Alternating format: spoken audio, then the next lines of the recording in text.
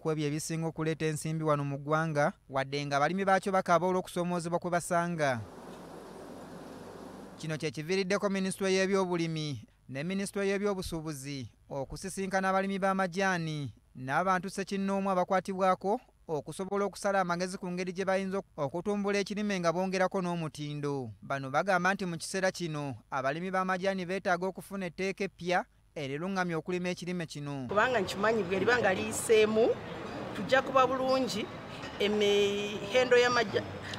emiwendo y'amajaani ejja kuba nnungi naffe abagalima tuganyirwemu nnyo.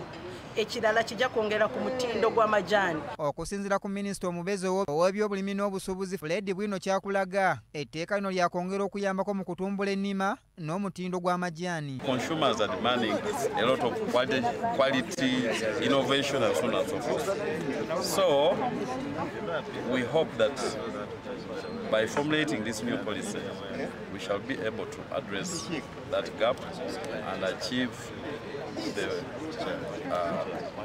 quality that is being demanded by the consumers.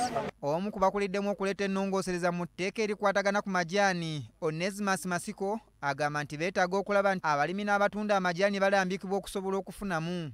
Ayongeddeko nti waakwongera okwogerezeganya n'abalimi b'amajaani okulaba nga bongera omutindo ku majaani okusobola okuvuganya mu katale k'ensi yonna.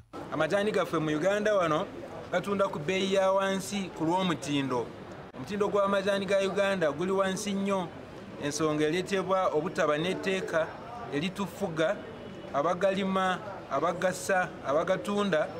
Tukwatire wamu tufune amajaani amalungi agasobola okufuna ebbeeyi ennungi ku katale k'ensi yonna. Ate ye yaliko Pulezidenti wa